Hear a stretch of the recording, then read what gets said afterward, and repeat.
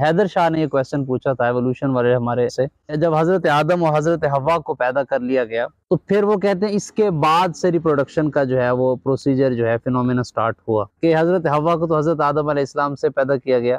Darwin کی theory پھر کیسے فیکچول ہے، تو اس کو کیا کہاں پہ وہ سٹینڈ کرے گی؟ اب شاید میں جو جواب دوں گا نا جی اس کو ذرا سنبھل کے سنیے گا۔ جی ہاں، کچھ اسکالرز ایسے ہیں جو اس بات سے اتفاق نہیں کرتے کہ یہ فزیکلی ایسا ہوا کہ حضرت آدم علیہ السلام کی پسلی نکالی گئی اور ان سے اماں حوا کو بنایا گیا۔ وہ کہتے ہیں یہ میٹافورک یا ایک تشبیہاً ایک بات کی گئی تھی، اماں حوا کسی ساتھ والے قبیلے کی تھی۔ قبیلے تھے تب جی، حضرت آدم علیہ السلام سے پہلے۔ اچھا سمجھیے گا اس اچھا، بات کو، انسان نہیں تھا، ٹھیک ہے، انسان اس وقت بنا جب یہ جسم جی ہاں، اور وہ اور روح روح اکٹھی ہوئی جی تو انسان بنا۔ ٹھیک ہے، اصل انسان یہ روح ہے، جسم نہیں ہے۔ آدم علیہ السلام سے پہلے کوئی انسان نہیں تھا، ٹھیک ہے، اس لیے کہ آدم علیہ السلام سے پہلے کوئی انسانی روح نہیں تھی۔ جی قرآن مجید خود کہتا ہے ہم نے آدم کی پشت سے اس کی ساری ذریت نکالی۔ ہاں جی ٹھیک ہے، ٹھیک ہے، تو آدم علیہ السلام کا کوئی باپ نہیں ہے۔ ٹھیک، اب وہ پشت سے نکالنے کے بعد وہ پروسیس کیا تھا، ہم اسے پھر وہی بات ہے کہ ایکسپلین نہیں کر سکتے، لیکن جب مادی جسم کی طرف آئیں گے جی ہاں، تو مادی جسم کی طرف تو سلسلہ وہی ہے کہ جب جانور پیدائش کے عمل میں سے گزرتے ہیں، جی ہاں، ایگزیکٹلی وہی پیدائش کا عمل انسانی جسم کے اندر موجود ہے۔ کچھ اسکالرز ایسے ہیں جو کہتے ہیں جی کہ اماں حوا کا جسم جی اور حضرت آدم علیہ السلام کا جسم جی اسی ریپروڈکشن سے پیدا ہوا تھا، لیکن وہ انسان نہیں تھے کیونکہ ان میں ان کی وہ روح ابھی نہیں ڈالی گئی تھی۔ اچھا، وہ جسم تو بن رہے تھے، وہ گوندھے ہوئے والا سلسلہ جو تھا جس کو ہم اور کسی طرح سے ایکسپلین نہیں کر پا رہے تھے، جی تو جی جی کہ وہ جسم جب جسم تیار ہو گیا جی ہاں، تو پھر اللہ نے کہا وَنَفَخْتُ فِيهِ مِن رُوحِي فَقَعُوا لَهُ سَاجِدِينَ، پھر آدم علیہ السلام کو سجدہ کرایا گیا۔ جی ہاں، اب یہ وہ سچویشن ایسی ہے کہ جس کے بارے میں ہمیں سوچنے کی، سمجھنے کی، غور کرنے کی ضرورت ہے۔ ٹھیک ہے، قرآن مجید کیا کہتا ہے اس کو صحیح معنوں میں سمجھنے کی ضرورت ہے، اللہ کے رسول صلی اللہ علیہ وسلم نے اس حوالے سے کیا فرمایا ہے اس کو سمجھنے کی ضرورت ہے۔ جی ہاں، بنی اسرائیل کے اپنے پرابلم ہیں، لہٰذا بنی اسرائیل کی روایات کے اوپر جی ہاں، اپنی تشریحات کو فٹ کرنے کی ضرورت ہمیں نہیں ہے۔ اب بنی اسرائیل کا مسئلہ کیا ہے؟ چونکہ میجورٹی آف یہ جو سائنٹسٹ ہیں جی یہ کسی نہ کسی طرح سے بنی اسرائیل سے جا ان کا سلسلہ ملتا ہے، جی ہاں، لہٰذا ان کے ذہن میں یہ چیز آتی نہیں ہے۔ اب جس کو ہم انسان کہہ رہے ہیں سائنٹیفکلی اس کو ہومو سیپین کہا جاتا ہے۔ جی ہاں، اب سے پہلے تک، بلکہ کل سے پہلے تک، اس ہومو کی 9 اقسام سائنس دریافت کر چکی تھی۔ اچھا، کل کی خبر یہ ہے کہ شاید ایک 10ویں قسم بھی دریافت ہو گئی ہے۔ اب ان کے نزدیک وہ سارے 10 کے 10 انسان ہیں، ہمارے نزدیک نہیں ہیں۔ جی ہم یہ کہیں گے ان ہومو میں سے جس کے اندر بھی سب سے پہلے آدم علیہ السلام کی روح ڈالی گئی تھی وہ سب سے پہلا انسان تھا۔ ٹھیک ہے، اس سے پہلے ہومو کی چاہے 100 قسمیں ہوں، جن میں ابھی روح نہیں آئی تھی وہ ان کو بھی انسان وہ گردانتے ان ہیں۔ کو بھی انسان گردانتے ہیں۔ ٹھیک ہے، ہم کہتے ہیں ان میں سے جس میں بھی، وہ جس بھی قبیلے سے جس کا تعلق تھا، جی ہاں، ان ہومو کے 9-10 اقسام میں سے جس سے بھی اس کا تعلق تھا، لیکن جس میں سب سے پہلے حضرت آدم علیہ السلام کی روح۔ تو اس کو اشرف المخلوقات سے بھی تو لنک کر سکتے ہیں نا کہ مخلوقات تو بہت ساری ہیں، تو ان میں جس میں اللہ پاک نے اپنی روح ڈالی تو اس کو اشرف بنا دیا۔ اس کو اس نے کہا کہ فی احسن تقویم، کہ ان سب میں بہترین یہ تھا۔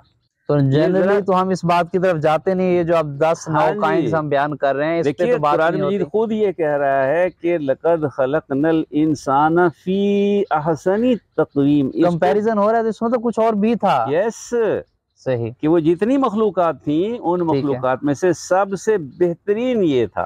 صحیح، اس میں پھر اللہ نے وہ روح پھونکی، اس کو صحیح، انسان بنا دیا۔ تو ہمیں ان چیزوں کو ایک اوپن مائنڈ کے ساتھ غور کرنے کی، سمجھنے کی ضرورت ہے۔ ٹھیک ہے، عقائد کے حساب سے جی کوئی پرابلم نہیں ہے ان کے ساتھ۔ ہاں، ہمارا عقیدہ ہے کہ حضرت آدم علیہ السلام ہی پہلے انسان تھے، جی ہاں، بطور انسان، نہ ان کا کوئی باپ تھا نہ ان کی ماں، بطور انسان۔ بطور انسان، ٹھیک ہے، ٹھیک ہے، لیکن انسان کب بنتا ہے؟ یہ قرآن مجید کی جتنی ڈسکرپشن ہے وہ تو یہ ظاہر کر رہی ہے کہ انسان اس وقت بنتا ہے جب یہ مادی جسم جو جی ہاں، حیوانی جسم ہے جی ہاں، اور وہ روح جو اصل انسان ہے جو اللہ نے پیدا کیا، جب یہ دو اکٹھے ہوتے ہیں تو پھر انسان کمبینیشن سے تخلیق میں آتا ہے۔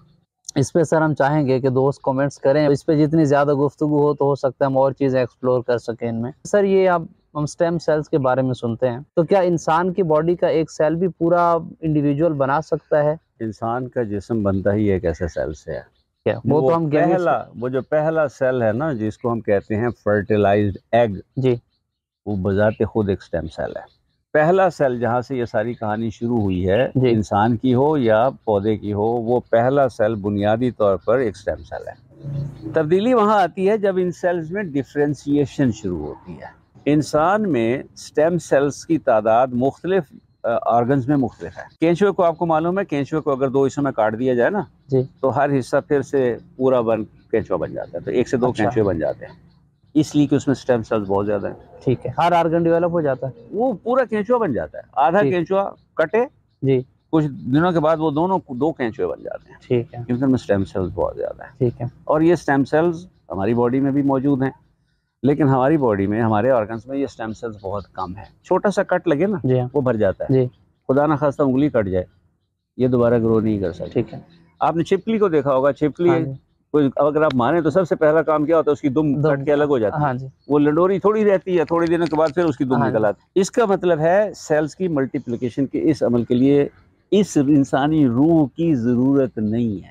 صحیح، یہ ایک ویجیٹیٹو پروسیس ہے، صحیح، یہ پلانٹس میں بھی ہوتا ہے، یہ مائکرو آرگنزمز میں بھی ہوتا ہے، یہ جانوروں میں بھی ہوتا ہے۔ دم کٹ گئی تو ابھی لائف ہے اس میں، بالکل ہے، جو کٹ گئی دم، کٹ گئی، جو سیپریٹ ہو گئی، وہ حرکت کرتی کرتی کرتی کرتی پھر اس کے بعد ایک موقع آتا ہے کہ ختم ہو جاتی ہے۔ یعنی جب کٹی تب تک کچھ دیر کے بعد تک بھی اس میں جان ٹھیک ہے، تھی۔ وہ جس کو ہم لائف کنسیڈر کرتے ہیں نا، جی جی جی، وہ سائنٹیفکلی وہ میٹابولک پروسیسز ہیں، وہ انزائمز ہیں، ٹھیک وہ ہے، ہارمونز ہیں، جو وہ سارے معاملات کو ڈیل کر رہے ہیں، کسی بیلنس میں چلا رہے ہیں۔ جی انسانی جسم کے اندر بھی سارے وہی پروسیسز چل رہے ہیں، لیکن روح کے بغیر انسان نہیں ہے۔ ٹھیک ہے، انسان اور باقی مخلوقات میں اصل فرق ہی اس روح کا ہے۔ یہ روح جس کو اللہ نے خصوصی طور پر پیدا کیا، لیکن انسانوں کے علاوہ جو سپیشیز ہیں، لیونگ ہیں، جانوروں زندگی کے ہے ان بعض، میں، زندگی ہے ان میں، تو وہ زندگی روح اس میں نہیں ہے؟ وہ یہ روح نہیں ہے نا۔ اس روح کو آپ ایکسپلین کیسے کریں گے؟ صحیح، قرآن مجید خود کہتا ہے کہ آپ سے یہ پوچھتے ہیں کہ روح کیا ہے، تو اللہ کا امر ہے، کہ یہ روح اللہ کا امر ہے، ہاں جی۔ اور اس کے بارے میں بہت تھوڑا علم دیا گیا ہے آپ کو، یعنی اتنی آسانی سے آپ کو سمجھ بھی نہیں آئے جب گی۔ ایک جانور مرتا ہے تو اس کی روح ہی نکلتی ہے نا؟ میں کہا نا کہ وہ زندگی والی روح ہے، چلیے اس کو یوں کہہ لیجیے، اچھا، اس روح کا، اور وہ ہر جاندار میں موجود ہے۔ ٹھیک ہے، ٹھیک ہے، وہ انسان میں بھی ہے، وہ جانور میں بھی ہے، وہ سنگل سیلڈ بھی اگر ہے، جو بھی ہے، ٹھیک ہے، بیکٹیریا کے اندر بھی موجود ہے، بیکٹیریا بھی لیونگ ہے، ٹھیک ہے، فنگس میں بھی موجود ہے۔ وہ روح ہے جو چاہیے زندگی کے لیے، ٹھیک ہے، اور وہ ہر جاندار میں ہے۔ اس روح کو آپ جان کہہ لیجیے۔ جاندار کو جاندار کہا ہی اسی لیے جاتا ہاں ہے جی، کہ اس کے اندر جان رکھتا ہے وہ، ہاں جی، جان ہوتی، بس اس کو آپ روح نہ کہیے۔ ٹھیک ہو گیا، روح یہ ہے جو امر ربی ہے، اور جو اللہ نے خصوصی طور پر انسان کے اندر پھونکی ہے، اور اسی وجہ سے اشرف المخلوقات اسی ٹھہرا ہوا۔ وجہ سے یہ انسان اشرف المخلوقات ہے۔ تو میں اس لیے بار بار جو کہہ رہا تھا نا کہ باقی جانداروں میں روح نہیں ہے، ہاں جی، جان ہے، صحیح، لیکن یہ روح نہیں بول رہے ہیں۔ نہیں ہے۔